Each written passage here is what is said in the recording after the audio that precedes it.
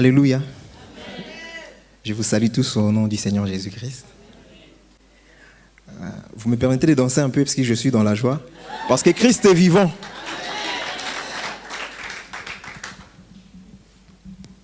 Je vais me présenter. Je m'appelle Kapaya Mweni. C'est le nom des familles. Et je suis le dernier de la famille, d'une famille de sept enfants. Aujourd'hui, je suis père de 5 enfants, grâce à Dieu. Je viens de la ville des Lieux Saints, en Île-de-France. Je vais vous faire un court témoignage, parce que j'ai un long témoignage. En fait, je me dis que toute ma vie est un témoignage pour la gloire de Dieu. Parce que sans Dieu, je ne serais pas là devant vous, en train de témoigner. Je n'aurais même pas mes enfants qui sont là, en train d'écouter ces témoignages. Je pense que c'est pour la première fois qu'ils écoutent ces témoignages. Mes frères et sœurs, je viens de loin. J'étais, je peux dire, j'étais les vrais, un vrai païen, donc un mauvais. J'étais dans le monde. J'ai grandi dans cette famille de 7 enfants, à Kinshasa, capitale de la République démocratique du Congo, en Afrique centrale. J'ai grandi dans une commune un peu influente de Kinshasa, la commune des Bandal, là où est sorti presque plusieurs stars du pays.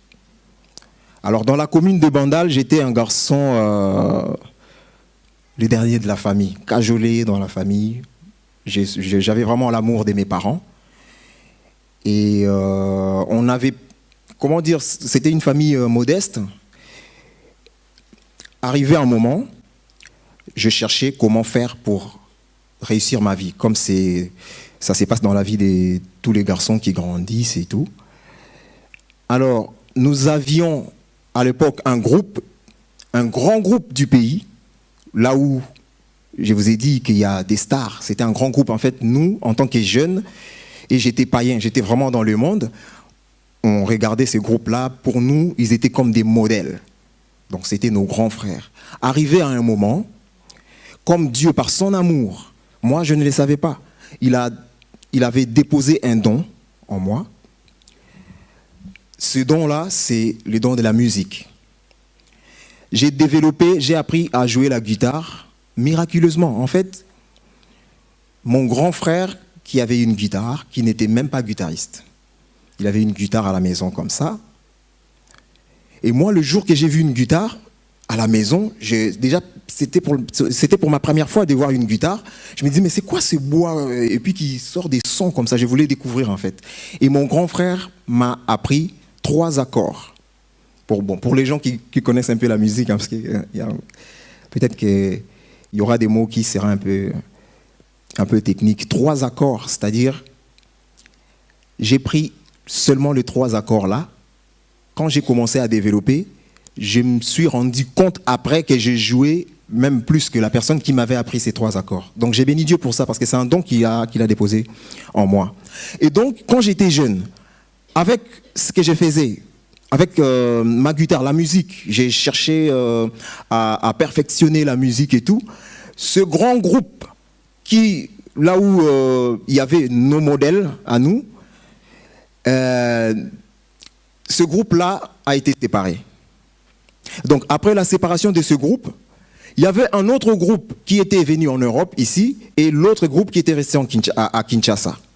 Alors ce groupe-là qui était resté à Kinshasa, c'était un groupe faible, hein, c'était 3 personnes. Imaginez un groupe de 20 personnes, et il y a, par exemple, 16 ou 17 personnes qui sont parties. Et le 3 là, c'était un petit peu comme des malheureux. Voilà. Et ce groupe-là sont passés au recrutement. J'étais surpris de voir qu'on était venu me chercher à la maison. J'étais à la maison de mon père et de ma mère, en train de chercher la vie comme tout jeune garçon sorti d'une famille assez modeste. Et je vois le grand frère du quartier entrer à la maison pour me dire on a besoin de toi dans ces groupes-là, parce que regarde ta famille, comment elle est, regarde toi-même, tu n'as même rien, des fois tu n'as rien à manger, même rien pour t'habiller et tout, mais réfléchis, hein, réfléchis à la vie et tout, donc viens, on part. Et c'est comme ça que je suis parti. Je serai vraiment court. C'est comme ça que je suis parti dans ces groupes-là. Alors qu'est-ce qui se passe dans ces groupes? Nous avons développé ces groupes, et c'était un groupe qui était soutenu par plusieurs, entre guillemets, par plusieurs hommes, par plusieurs prêtres aussi, pour bien dire les choses. Ça, je fais court. Si le Seigneur permet, je ferai un témoignage un peu plus long en détail pour les gens qui seront intéressés, bien sûr. Et donc,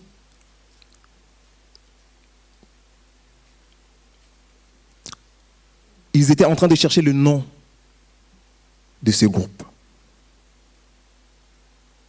Alors, on avait fait un voyage dans une province et on était invité voilà, chez le gouverneur de cette province. Et pendant qu'on était en train de jouer, à la fin, le fondateur de ce groupe-là est venu et c'est là qu'il a baptisé ce groupe-là. Il a baptisé au nom de Maison Mère. En fait, ce nom Maison Mère, ce nom Maison Mère là c'est le nom que porte l'Église catholique, si vous voulez bien. Donc c'était un groupe qui était, j'étais jeune, j'étais païen, j'étais là, j'avais envie d'avoir la gloire, je voyais le succès, voilà, je vais jouer dans ces groupes et voilà, Dieu va nous aider et on va aller en Europe, je pourrais bien construire ma vie, avoir un avenir et tout. Moi, c'était ça. Jeune, je ne voyais rien. Mais en fait, le nom Maison Mère, c'était par rapport à l'Église catholique, parce qu'il y avait des prêtres qui soutenaient aussi ce groupe.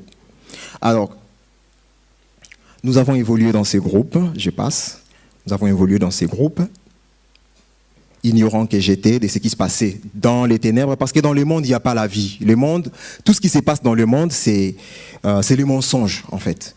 La gloire du monde, la joie que le monde donne, c'est du faux. Je vous assure, c'est du faux. Parce que j'étais à fond dans la joie, je pensais que je prospérais, je pensais que j'étais bien, j'étais dans la paix, succès. Je me rappelle un jour, nous sommes venus en France en tournée pour faire la salle de Bercy. Pour jouer à Bercy, l'affiche qu'on avait fait,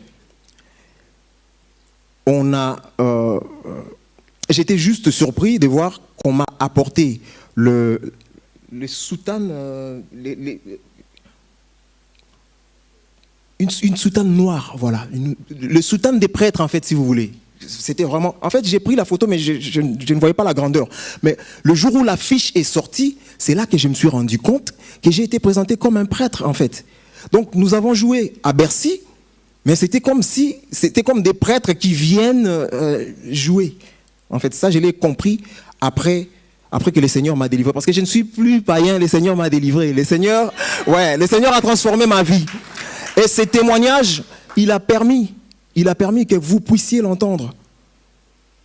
Moi, votre frère, je ne sais rien, mais le Seigneur, il sait ce qu'il veut faire dans la vie de chaque personne qui écoute ces témoignages. Moi, je ne fais que transmettre. Parce que même ces témoignages-là, l'ennemi n'avait pas voulu que ces témoignages soient libérés. Pourquoi? Un jour, nous sommes allés à Londres, et dans ces tournées-là, il y avait le chef du groupe qui avait fait son plan.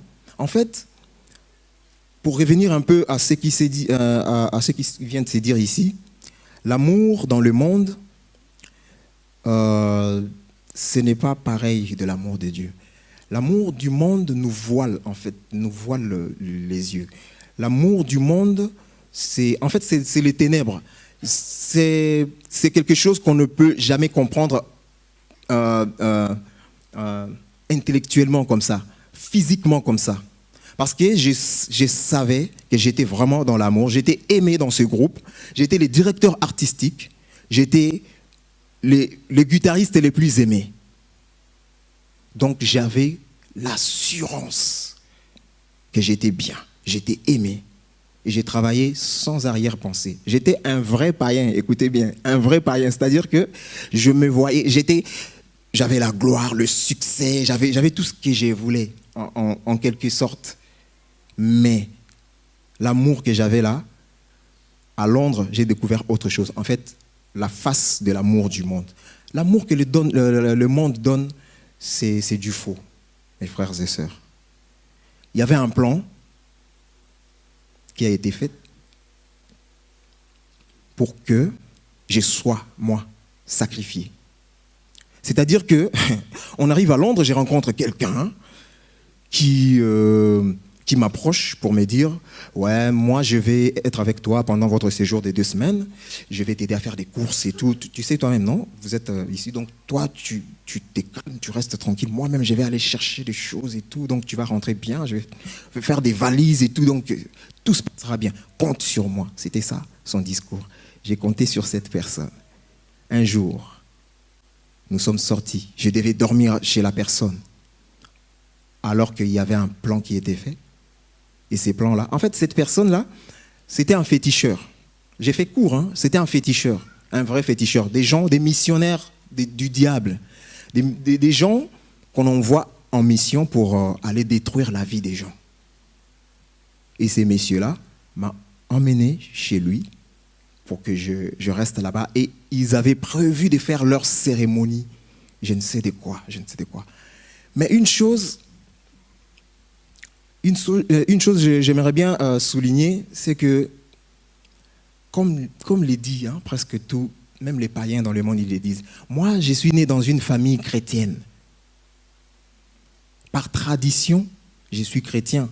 J'ai même passé ma première communion.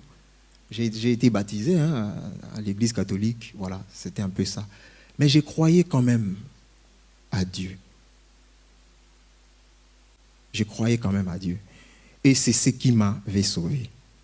Je n'avais aucune chance de sortir de la main de ces messieurs-là. Ils étaient 2. Ils m'ont emmené. Pendant qu'on était dans la voiture, ils commençaient à me faire des discours que je n'avais jamais entendus. Vous imaginez quelqu'un, vous êtes dans la voiture avec quelqu'un qui conduit, qui vous dit « Aujourd'hui, tu vas voir ce qui va t'arriver. Aujourd'hui, toi là, tu verras. » Au début, je pensais qu'il parlait il parlait ou il monologuait, mais mon cœur, en fait, ça m'avait touché jusqu'au profond, en fait, au plus profond de moi, j'avais senti qu'il y avait quelque chose qui ne marchait pas. Je lui ai demandé, frère, c'est à moi que tu t'adresses. Il m'a dit, depuis tout à l'heure, je parle, tu ne comprends pas. Mais c'est bien à toi que je m'adresse. Tu vas voir aujourd'hui, toi. Et ces messieurs-là, quand il m'a dit ça, j'avais tellement peur, j'étais tellement déstabilisé, j'avais dit seulement un mot. J'avais tellement peur, je ne savais pas quoi dire. J'ai dit seulement, bon, Dieu seulement sait. Mes frères et sœurs, c'est seulement cette parole-là qui m'a sauvé. En fait, Dieu s'est levé. Quand j'ai prononcé le nom de Dieu, c'est ce que j'ai compris. Dieu s'est levé à partir de ces moments-là. J'ai dit à ces messieurs, s'il te plaît, comme nous ne sommes pas encore arrivés chez toi, tu peux faire demi-tour pour me ramener à la maison, s'il te plaît. Il m'a dit, quoi? Moi qui conduis, tu me dis de faire demi-tour? Toi, tu vas voir aujourd'hui. Bon, il m'a amené par force. Arrivé chez lui, il y avait ces féticheurs, l'autre féticheur qui était là avec lui. Donc, voilà, leur plan était de m'enlever la vie. Alors que je n'avais rien fait. Moi qui étais le chouchou du groupe. J'étais aimé. En fait, ce que je voyais, je n'avais fait rien du mal. J'ai joué la guitare, ils étaient contents. Ils me disaient, mais non, Seigneur, mais qu'est-ce que j'ai fait à ces messieurs? En fait, c'est ça l'amour du monde. On est déçus. Je ne pouvais pas sortir. Donc Dieu m'a délivré parce que j'avais prononcé son nom. Juste parce que j'avais cité le nom de Dieu. Mes frères et sœurs, j'ai quitté l'endroit où j'étais avec ces messieurs-là. En fait, ils voulaient me faire entrer dans la maison. Quand je voulais entrer, en fait,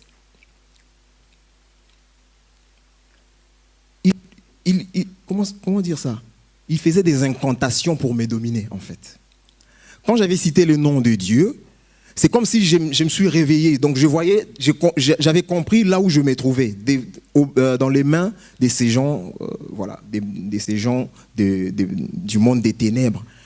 Et ces messieurs, quand il m'a appelé pour entrer dans sa maison, j'ai fait premier pas, deuxième pas, troisième pas, ma conscience revient. J'ai dit, s'il te plaît, tu peux me ramener chez moi. Comme j'insistais, son autre ami là, il a dit, en fait, il s'est désespéré. Hein. Il a dit, ben, ça fait longtemps qu'on se bat pour l'emmener dans la maison, et là, on doit faire vite parce que moi j'ai autre chose à faire, j'ai pas que ça à faire. Il commence à parler à son autre ami. Il lui dit, ben, toi, il fallait que tu fasses les choses comme, voilà, comme prévu. Mais apparemment, là... Donc, il disait, en quelque sorte, comme si la façon... Comment dire? La façon dont leur ami a procédé, c'est comme s'il avait mal procédé, en fait, voilà, pour que je puisse être bien attiré, je ne sais pas, pour tomber dans leur piège. Ils commencent à se discuter entre eux, et c'est en ce moment-là que moi je leur ai dit, parce que vous ne voulez pas me ramener chez moi, je vais rentrer tout seul. C'était à 2h du matin. En plus, dans la nuit d'Halloween, à Londres. Vous imaginez, dans la nuit d'Halloween, il y a des gens, il y a des monstres qui se baladent. En fait, physiquement comme ça, on pense, oui, il y a aussi des gens qui mettent des masques et tout, mais il y a des missionnaires du diable qui se promènent et qui font vraiment leur service, quoi. Moi, ces jours-là, c'est ce que j'ai vu. Je suis sorti de là, j'ai couru, il pleuvait, j'ai pleuré. J'ai pleuré. Je disais, Seigneur, j'ai laissé ma famille, mes parents. Je suis venu pour le travail. Je ne sais pas ce que j'ai fait à ces messieurs, mais guide-moi, montre-moi les chemins. C'était dans la ville de Tottenham. Et je devais rentrer là où je ne connaissais même pas. Mais je vous dis, cette nuit-là, le Seigneur m'a montré les chemins. Je suis rentré jusque là où j'habitais. J'appelais même le propriétaire de la maison. Son téléphone ne marchait pas, rien ne marchait. J'étais coupé de tout réseau. Je ne pouvais contacter personne. Sur mon répertoire, j'avais des numéros des amis. J'avais des numéros des amis. Je les appelais, personne ne décrochait. Et arrivé à la maison, je sonne à la porte. Il y a le propriétaire de la maison qui sort et qui me dit, ben, mon téléphone était déchargé, on n'avait plus d'électricité. Parce qu'à Londres, on achète l'électricité. Donc, on n'avait pas acheté l'électricité et tout. Donc, je ne pouvais pas. Tu m'as appelé. Je lui ai dit, bon, c'est pas grave. Je vais aller dormir. Donc, bref, le Seigneur m'a délivré de la mort. Ce ne sont pas les morts qui célèbrent l'Éternel. Ce sont les vivants. Je me dis, Seigneur, parce que tu m'as délivré, tu n'as pas voulu que je meure entre les mains de ces hommes. Moi, je sais que je veux, c'est de témoigner. Je vais témoigner ton nom pour que tu sois élevé. Je vais témoigner. Le reste de ma vie, c'est pour témoigner le Seigneur, ce qu'il a fait dans ma vie. L'amour qu'on voit dans le monde, c'est du faux. C'est du faux.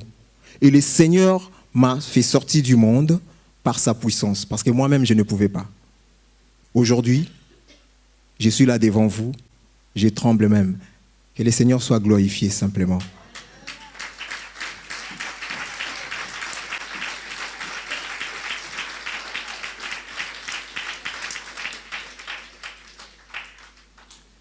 Si le Seigneur permet ces témoignages, je partagerai avec vous en long dans la chaîne de l'Église, si le Seigneur permet. Donc aujourd'hui, je suis votre frère. Le Seigneur m'a transformé. Quand je suis arrivé en France, le Seigneur a permis que je puisse me faire baptiser. Je me suis fait baptiser. Aujourd'hui, je suis enfants de Dieu, selon la parole de Dieu qui dit, à ceux qui l'ont reçu, il a donné le pouvoir de devenir enfants de Dieu. Je n'ai pas peur de témoigner, parce que ce témoignage, c'est un témoignage qui est, je peux vous dire, je peux vous rassurer, c'est combattu. C'est combattu. C'est un témoignage vivant. C'est un témoignage que quand je le prononce, il y a tellement des amis proches, mes ex-collègues, qui sont là. Ils sont en vie et ils sont en action. Donc, c'est-à-dire qu'on s'est séparés. Pour témoigner, il faut avoir ce courage-là. Et moi-même, je n'ai pas ce courage-là. Mais le Saint-Esprit de Dieu, comme dit la Bible, hein, ils n'ont pas aimé leur vie jusqu'à craindre la mort. C'est ça la parole que le Seigneur m'a donnée. Il m'a dit, ils l'ont vaincu à cause du sang de l'agneau et à cause de la parole de leur témoignage. Et c'est ce que moi je ferai pour la gloire du Seigneur, pour que le Seigneur soit glorifié à jamais. Voilà, que Dieu vous bénisse.